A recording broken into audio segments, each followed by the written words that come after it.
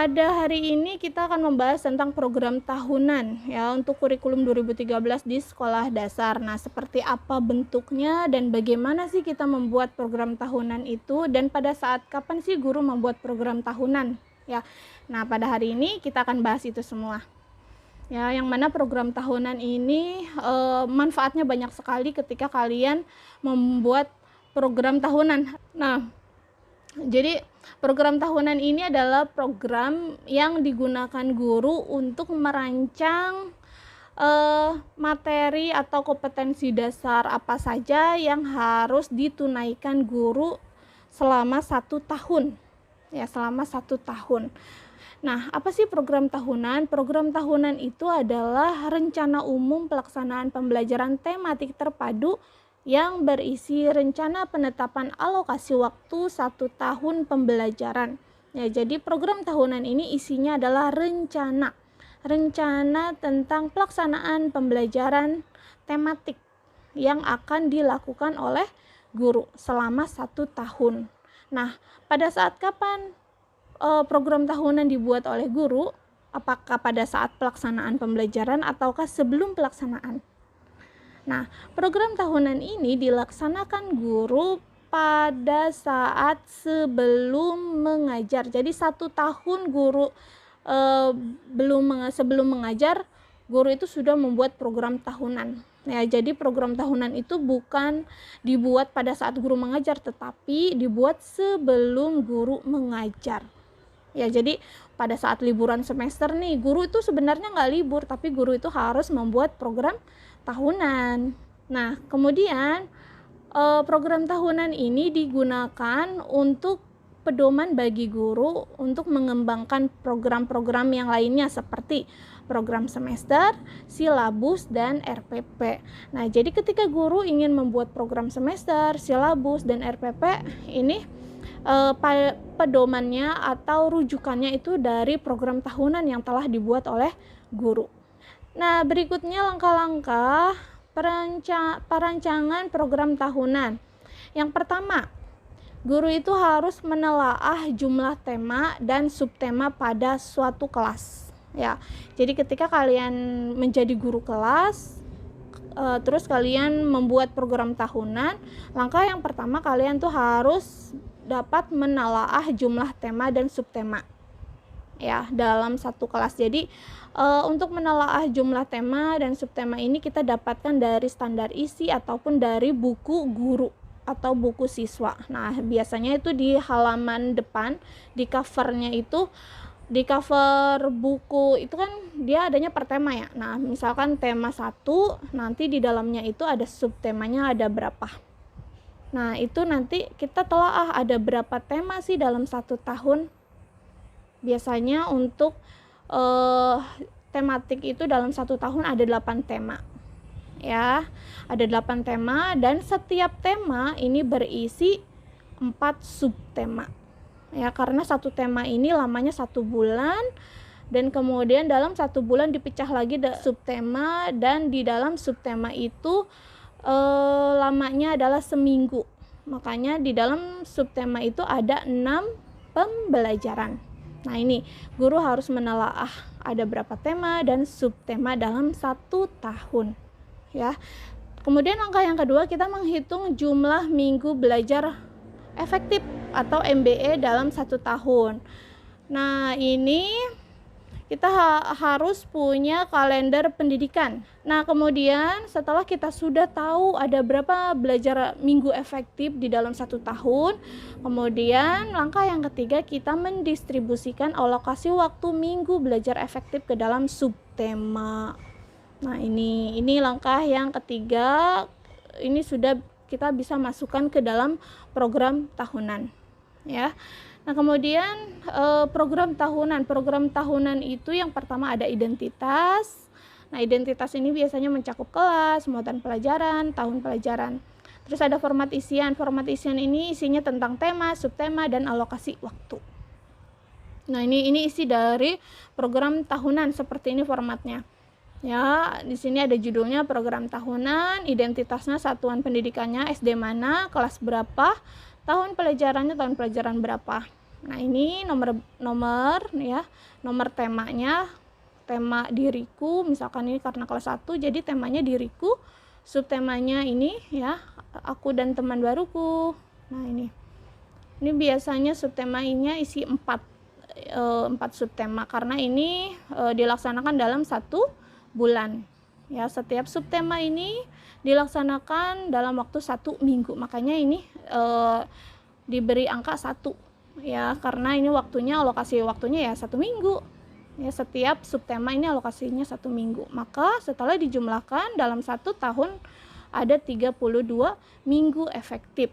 Ya, oke, sekarang kita langsung praktek ya, bagaimana kita menghitung minggu efektif. Ya, tadi kan langkah yang pertama untuk membuat program tahunan, kita menelaah jumlah tema dan subtema pada suatu kelas. Ya, kita telaah dulu. Oke. Nah, karena saya tadi sudah mencari di Google, kalian boleh sumbernya di buku guru, silahkan, tapi saya pengen cepat jadi saya nyarinya di Google ya. Jadi ini contohnya untuk kelas 1 semester 1, ini ada berapa tema nih? Ada 1 tema tentang diriku, 2, 3, 4 tema dalam 1 semester. Oke, karena ini program tahunan, jadi kita lanjut ya, 4, kemudian 5, 6, 7, 8. Nah, berarti dalam 1 tahun untuk kelas 1 ada 8 tema. Ya. Dan kemudian subtemanya kita kalikan, karena masing-masing tema itu ada 4 subtema, jadi 8 dikali 4 sama dengan berapa? 24 subtema. Itu ya. Nah, kita sudah dapat nih. Kita sudah menghitung jumlah tema dan subtema. Nah, kemudian langkah yang kedua adalah menghitung jumlah minggu belajar efektif dalam 1 tahun. Nah, di sini saya sudah punya formatnya untuk menghitung minggu efektif. Ya, format minggu efektif. Jadi ini kita sediakan nomor, nama bulannya, jumlah minggu tidak efektif, dan jumlah minggu efektif, dan ini keterangan. Ya. Oke, nah untuk menghitung minggu efektif kita harus punya kalender pendidikan. Nah, ini kalender pendidikan ya. Nah, ini saya punya kalender pendidikan Jawa Barat ya, Provinsi Jawa Barat pada tahun ajaran 2020-2021. Oke. Sekarang kita menghitung di semester 1 ya. Pertama semester 1 di sini jatuh pada bulan apa nih? Juli. Oke, Juli, maka kita tulis di sini nomor 1 bulan Juli. Ya. Oke. Terus jumlah minggunya kita hitung nih. Jumlah minggu. Nah, ini tetap kita hitung ya. Ini kan kosong ya. Ini sebenarnya masih ada angka 1 nih di sini nih, angka 1. Oke, kita hitung jumlah minggunya 1, 2, 3, 4, 5. Nah, bulan Juli itu ada 5 minggu. Kemudian kita menghitung jumlah minggu tidak efektif. Nah, kalian tahu nggak, jumlah minggu tidak efektif itu adalah jumlah minggu yang tidak digunakan untuk program pembelajaran ya. Misalkan seperti libur, ataukah liburan semester, ataukah pengambilan rapot, ataukah UTS, UAS. Nah, itu kan tidak dipakai untuk proses pembelajaran ya, maka itu disebut sebagai minggu tidak efektif. Nah, ini kita hitung minggu tidak efektifnya ini ada berapa? 1, 2, 3. Nah, ini tidak efektif nih. Oke, kita lihat tanggal 13 ini sebenarnya 13 Juli. Oke, hari pertama masuk sekolah. Nah, hari pertama masuk sekolah ini kan tidak efektif ya. Jadi kita hitung minggu tidak efektifnya ini ada 3, 1, 2, 3. Maka kita masukkan di sini jumlah minggu efektifnya 3 ya. Nah, bagaimana untuk menghitung jumlah efektif? Maka di sini kita kasih rumus ya, sama dengan jumlah minggu dikurangi jumlah minggu tidak efektif. Nah, maka hasilnya adalah jumlah minggu efektifnya 2. Nah, kemudian kita kasih keterangan nih. Kita kasih keterangan. Keterangannya boleh nanti di sini libur ya. Libur semester dan hari pertama masuk sekolah.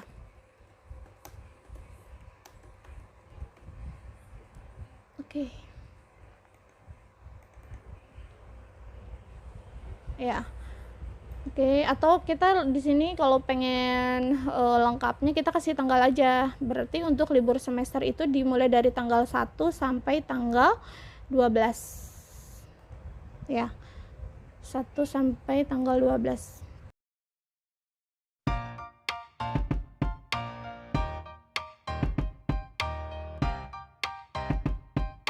Terus hari pertama masuk sekolah itu dimulai dari tanggal 13 sampai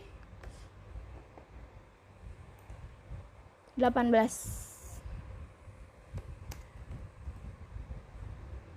2020 kan? Oke.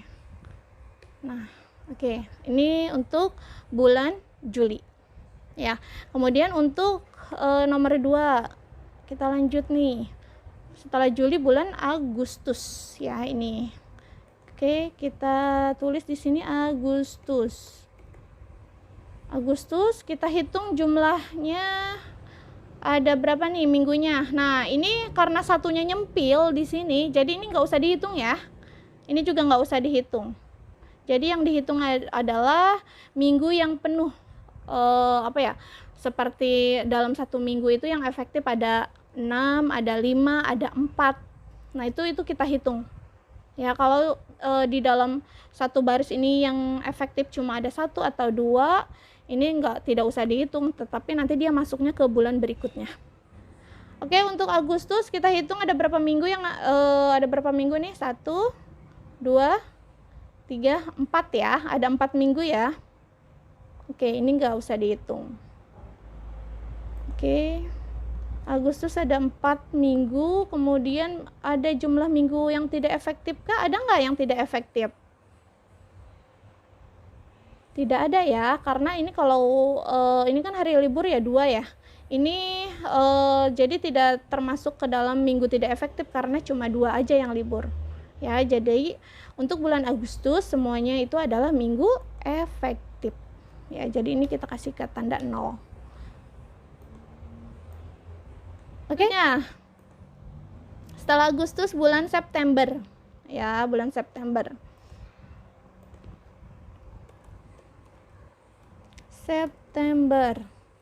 Nah, bulan September ini minggunya ada berapa nih? Ini dihitung nih, karena yang bolong cuma hari Senin doang. Ya, jadi kita hitung 1, 2, 3, 4, ada 5. Ya, 5 minggu. 5 minggu, kemudian jumlah minggu tidak efektifnya. Ada nggak? Nah, ini warna hijau nih.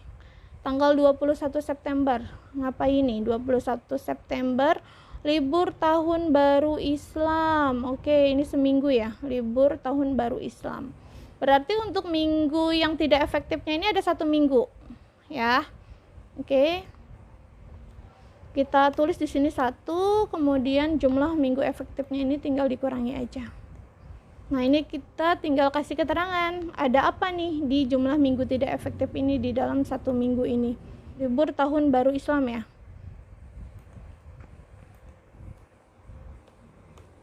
Libur tahun baru Islam tanggal 21 sampai 26 September 2021. Oke. Setelah bulan September bulan Agustus, September, Oktober ya. Bulan Oktober. Nah, bulan Oktobernya ada berapa minggu nih? 4. Karena ini kan udah masuk ke sini ya. Jadi di sini Oktober ada 4 minggu. Oke, kita tulis di sini 4. Minggu tidak efektifnya adakah? Ada nggak minggu tidak efektifnya? Tidak ada ya, karena ini ya inilah sama rata ya 3, jadi ini termasuk ke dalam minggu efektif. Oke, jadi di sini kita hitung 0, maka di sini nah itu. Kemudian untuk Nomor 5 setelah Oktober bulan apa? November. Oke, untuk di bulan November ada berapa minggu efektif? Ada berapa minggu? Jumlah minggunya berapa? Ada berapa? Ada 4. Ini kan nggak termasuk. Ya, ada 4. Oke, minggu tidak efektifnya ada nggak? Nggak ada. Oke. Maka ini oke. Itu ya, maka jumlah minggu efektifnya 4. Berikutnya, setelah November, bulan Desember. Nah, bulan Desember ini banyak liburnya nih. Bulan Desember. Ada berapa minggu? Ada 5 ya. 1, 2, 3, 4, 5. Ada 5 minggu. Ada berapa minggu yang tidak efektif? Oke, kita hitung. Ini tanggal 1 ngapain nih? 1 Desember. Perkiraan penilaian akhir semester 1 ini kan tidak efektif ya. Terus tanggal 7. Oh ya, ini pokoknya pengisian rapot nih. Terus tanggal 18-nya ngapain? Pembagian rapot. Ini juga nggak efektif. Ini kayaknya ini nggak efektif nih. 14. Iya, jadi selama 5 minggu di bulan Desember ini tidak efektif semua. Jadi iya. Nah, itu. Jadi ini kita beri keterangan apa nih? Tanggal Desember itu oke, penilaian akhir, penilaian raport aja ya. Raport dan libur semester. Libur akhir tahun lah. Nah, itu. Setelah bulan Desember bulan apa? Januari. Nah, bulan Januari kita hitung ada berapa minggu? 1, 2, 3, 4. Ada 4 minggu ya. Iya, ini kan nggak termasuk. Ini minggu kan nggak termasuk ya. Oke, jadi ada 4. Januari ada 4 minggu. Yang tidak efektifnya 1 ya, 1 minggu. Oke, 1 minggu. Oke. Terus ini kita kasih keterangan di dalam minggu tidak efektifnya ngapain nih? Tanggal 1 Januari libur tahun baru. Oke. Libur tanggal 1 Januari, pokoknya libur tahun baru 1 sampai 9. Oke. 1 sampai 9. Oke. Berikutnya setelah Januari bulan apa? Februari. Jumlah minggu bulan Februari ada 1, 2, 3, 4. Oke, ada 4 minggu. 4 minggu. Yang tidak efektifnya ada nggak? Nggak ada. Setelah bulan Februari bulan Maret. Oke, bulan Maret. Bulan Maret ada berapa minggu? 1, 2, 3, 4, 5. 5 minggu. Yang tidak efektifnya kita cari lagi. Oke, tanggal 15 Maret. Tanggal apa ini? 15 Maret. Oke, perkiraan jeda tengah semester berarti UTS ya. Oke. Ada 1 minggu. Ini UTS. 15 sampai 20. Oke. Berikutnya April. Libur awal Ramadan. Oke. Awal Ramadan tanggal 12 sampai 14.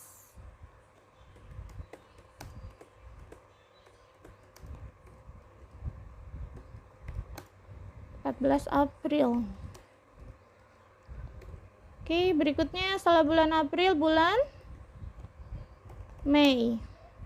Coba kita lihat bulan Mei. Bulan Mei ini ada berapa minggu? 1, 2, 3, 4. Ada 4 minggu ya. Oke, ada 4 minggu. Nah, ada berapa minggu yang tidak efektif bulan Mei? 1, 2, ada 2 minggu ya. Ada 2 minggu. Nah, kemudian kita kasih keterangan dari tanggal 7. Oke, libur hari raya Idul Fitri ya. Oke, hari raya Idul Fitri. Libur hari raya Idul Fitri. Oke. Berikutnya bulan 12, setelah bulan Mei bulan Juni. 1, 2, 3, 4, 5 minggu ya. 5 minggu. Terus yang tidak efektifnya ada, berarti yang tidak efektif ada 1, 2, ini juga masuk nih, 3 minggu ya yang tidak efektif. Oke, nanti tinggal di sini penilaian rapot aja. Nah, kemudian kita jumlahkan minggu efektifnya ada berapa.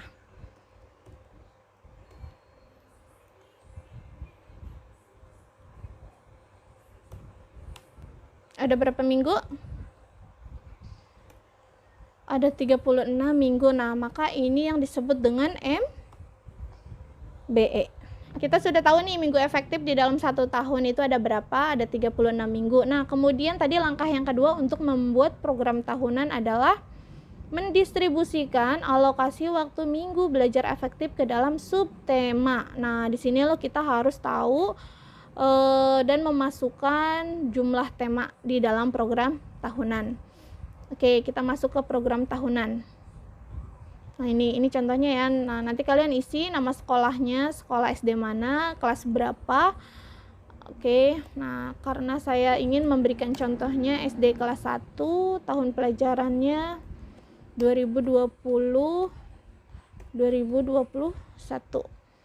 Oke, kita beri nomor 1 tema. Nah, tadi saya sudah men-searching ya untuk tema dan subtema kelas 1 kurikulum 2013 semester 1. Tema 1 ini tentang diriku, maka kita copy dan kita masukkan ke sini. Oke, diriku. Nah, kemudian subtemanya. Subtema 1, aku dan teman baruku.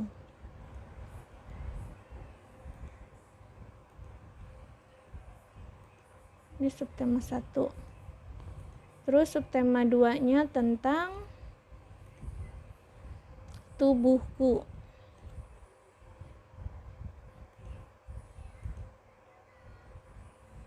Yang ketiganya, aku merawat tubuhku. Oke. Yang keempatnya tentang aku istimewa.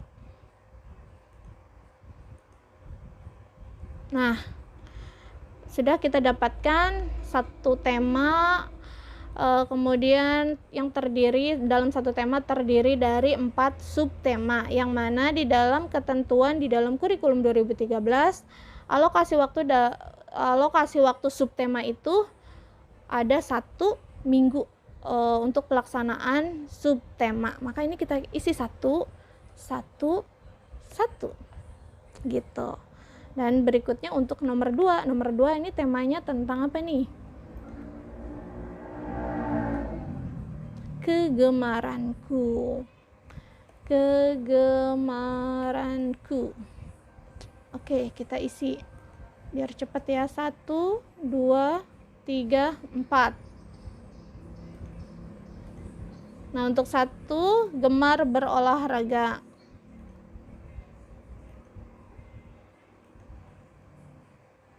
Oke, maka ini kita isi 1. Terus untuk subtema 2, gemar menyanyi dan menari. Ini juga kita isi 1 alokasi waktunya.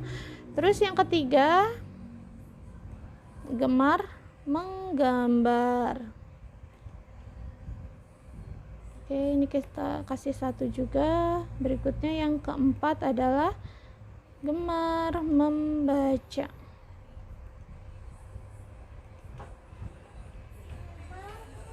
Ya. Nah, tadi kan kita sudah menghitung ya, di dalam satu subtema itu ada 4 subtema.